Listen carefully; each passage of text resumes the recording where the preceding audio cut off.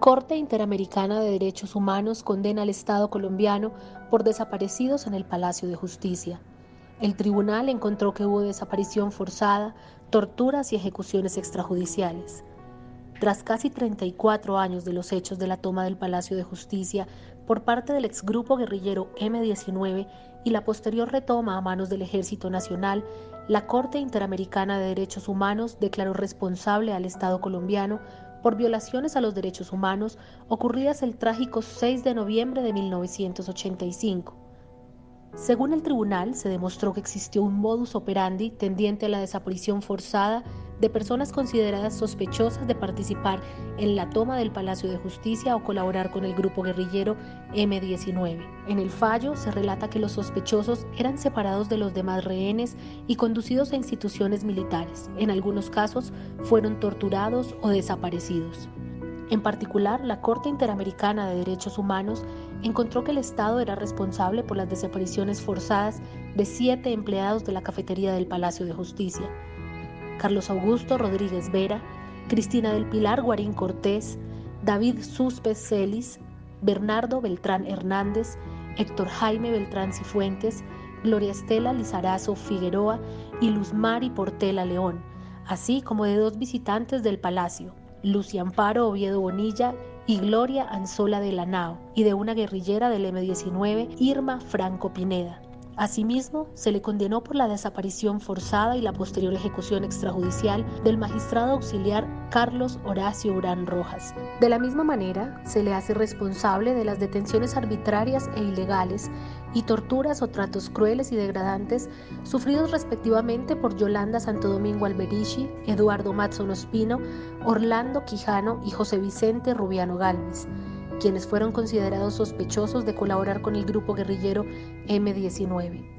El tribunal también determinó en un durísimo pronunciamiento la responsabilidad del Estado en cuanto a la falta de esclarecimiento judicial de los hechos y la violación del derecho a la integridad personal de los familiares de las víctimas y el incumplimiento de su deber de prevención frente al riesgo en que se encontraban los ocupantes del Palacio de Justicia y que era conocido por el Estado. Por otra parte, la Corte consideró que el Estado no era responsable por las desapariciones forzadas de Ana Rosa Castiblanco Torres y Norma Constanza Esguerra, aun cuando sí era responsable de haber incumplido su deber de garantizar el derecho a la vida de ambas víctimas por la falta de determinación de su paradero por 16 años en el caso de la señora Castiblanco y hasta la actualidad en el caso de la señora Esguerra. En el fallo de 212 páginas se indica que esta sentencia constituye per se una forma de reparación y el Estado debe llevar a cabo en un plazo razonable las investigaciones amplias, sistemáticas y minuciosas que sean necesarias para establecer la verdad de los hechos. Allí se exige al Estado que debe efectuar a la mayor brevedad una búsqueda rigurosa en la cual realice todos los esfuerzos para determinar el paradero de 11 víctimas aún desaparecidas hasta ese entonces a la mayor brevedad. También se ordena realizar las publicaciones y difusiones radiales y televisivas indicados en los párrafos de esta sentencia en el plazo de 6 meses contados a partir de la notificación de la misma. El Estado debe realizar un acto público de reconocimiento de responsabilidad internacional por los hechos del presente caso. Además, debe realizar un documental audiovisual sobre los hechos, sus víctimas y la búsqueda de justicia en el caso de sus familiares. El Estado debe pagar las cantidades fijadas por conceptos de indemnizaciones materiales e inmateriales y el reintegro de costos y gastos. Dentro del plazo de 1 año, rendir al tribunal un informe sobre las medidas adoptadas para cumplir esta misma. La Corte supervisará el cumplimiento íntegro de estas sentencias y dará por concluido el presente caso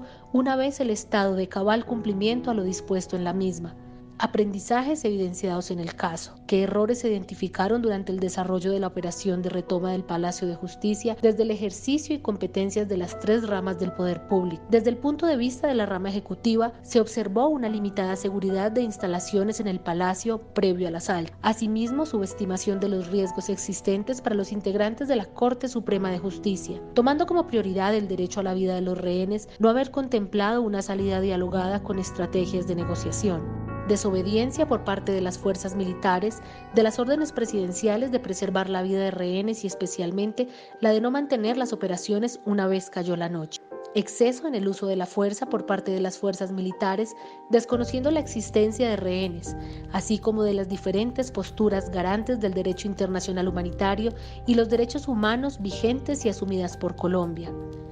Desde el punto de vista de la rama legislativa, teniendo en cuenta las circunstancias de tiempo, modo y lugar en que se desarrollaron los hechos, el Congreso no tuvo injerencia al respecto, ni participó como ente de control político sobre las decisiones tomadas por el Ejecutivo, dejando autonomía plena en el mismo. Desde el punto de vista de la rama judicial, a partir de la extralimitación autónoma y arbitraria en el uso de la fuerza por parte del Ejército Nacional, la cual trajo como consecuencia el desenlace fatal ya conocido, se evidenció un manejo inadecuado del lugar de los hechos, dejando de lado todos los protocolos judiciales y forenses. Este escenario trascendió negativamente en el esclarecimiento de los hechos, la identificación de las víctimas, ejecuciones extrajudiciales y en general en toda la investigación.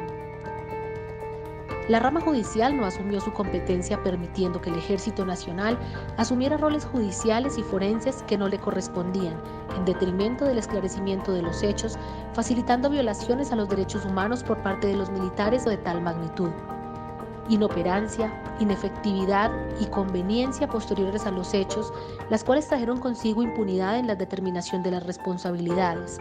dilación de las investigaciones y en general ausencia de verdad, escenarios que trascendieron a instancias y consecuencias de carácter internacional. Todo este escenario equívoco e inoperante abrió la puerta para que desde instancias internacionales, luego de más de 2 décadas, se adoptaran decisiones en contra del Estado colombiano por su responsabilidad en la toma del Palacio de Justicia, esta última liderada por el Ejército Nacional, sin que a la fecha haya mayor claridad sobre los hechos y el paradero de 11 desaparecidos.